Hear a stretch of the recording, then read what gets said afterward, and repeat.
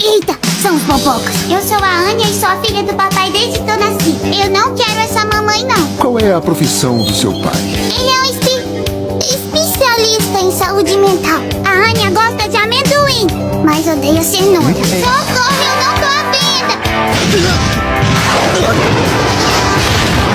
Gato preto não dá azar, é superstição. Papi, O que é que foi? a Anya pisou no cocô. Amendoim! Só estiquei o braço, ele que veio na minha mão. Mentirosa! Endereço? É onde você mora. Eu moro aqui. A Anya queria tanto uma mamãe, um espião, uma assassina. Isso é legal demais. O mundo tá acabando. Vamos supor que você veja um amiguinho seu fazendo alguma coisa muito feia. O que você faz? Caio em cima dele, aí encho a cara dele de porrada e só deixo os restos. Me desculpa. Foi porque eu pisei no cocô. Passou.